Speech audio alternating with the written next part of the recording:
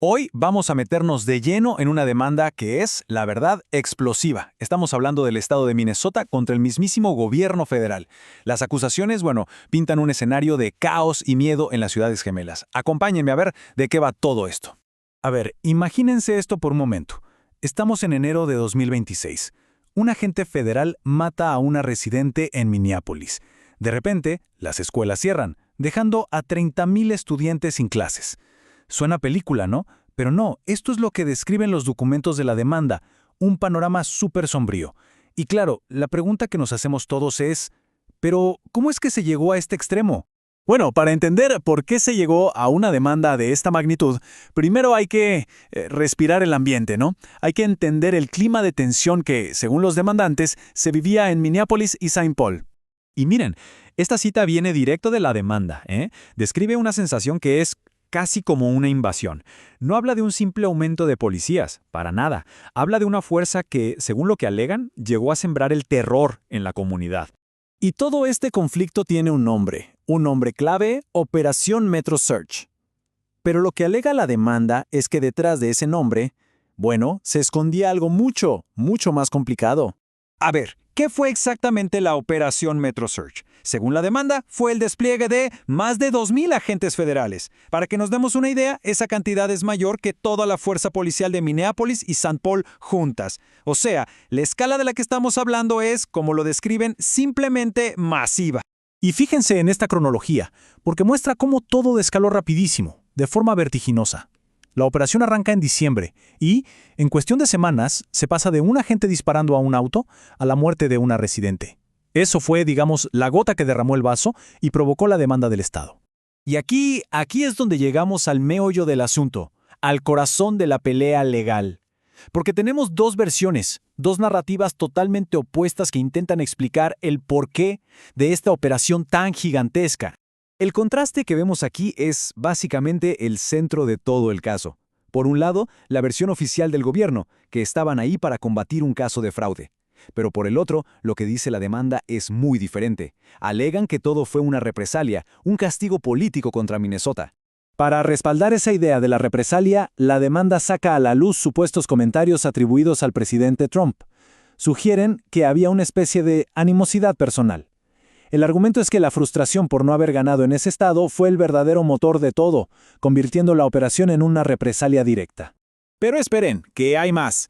La demanda también cita a Stephen Miller, un asesor de alto perfil, que habría conectado directamente este caso de fraude con una agenda política mucho más grande en contra de la inmigración. Básicamente lo que se sugiere es que el escándalo era la excusa perfecta, la herramienta ideal para un objetivo mayor. Y esta publicación de una agencia federal es lo que la demanda presenta casi como la prueba reina, la pistola humeante. Para quienes demandan, esto es la confirmación. Minnesota estaba en la mira por sus políticas de santuario, no por un simple caso de fraude. Ok, ya vimos la pelea política. Pero, ¿y la gente? La demanda se enfoca mucho en eso, en el impacto profundo que esta operación tuvo en el día a día de los residentes, en los negocios locales y hasta en los servicios más básicos.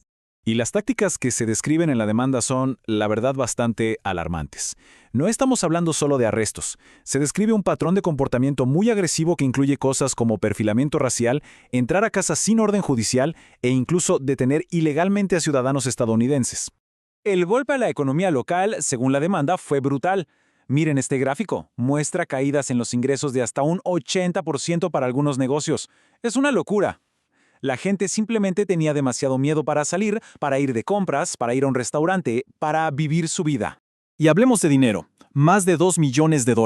Ese fue el costo solo en horas extra para la policía de Minneapolis, en apenas 4 días. El argumento de la demanda es que los recursos de la ciudad se estaban quemando no en combatir el crimen local, sino en apagar los incendios que la propia operación federal estaba causando. 30,000. Pensemos en ese número. 30,000 estudiantes que no pudieron ir a la escuela. El miedo, el caos, todo esto, según la demanda, llegó a afectar uno de los pilares de cualquier comunidad, la educación. Y este canto de protesta, que también está citado en la demanda, es muy fuerte. Lo que muestra es cómo, según los demandantes, las acciones federales estaban destruyendo la confianza de la gente.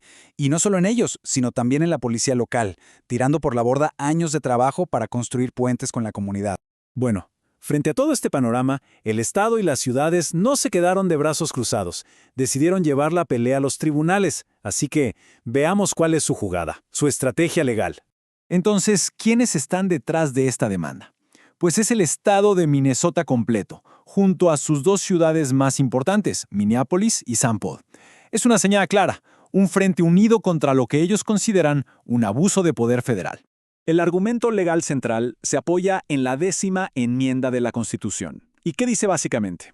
Que hay poderes que son exclusivos de los estados. La demanda sostiene que el gobierno federal se metió donde no debía, invadiendo la autoridad de Minnesota para proteger la seguridad y el bienestar de sus propios residentes. Y lo que piden con la demanda es muy concreto. Son 3 cosas básicamente. 1. Que un juez declare que todo lo que hizo el gobierno federal fue inconstitucional. 2. Que se detenga la operación Metro Search de inmediato. Y 3. Que se ponga un freno para que algo así no vuelva a pasar en el futuro. Al final, todo esto nos deja con una pregunta que es fundamental. Este caso, tal como lo plantea la demanda, no es solo sobre inmigración o sobre un fraude. No, va mucho más allá.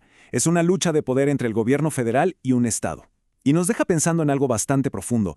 ¿Dónde está la línea? ¿Dónde termina el poder federal y dónde empieza el derecho de un estado a proteger a su propia gente, incluso de su propio gobierno?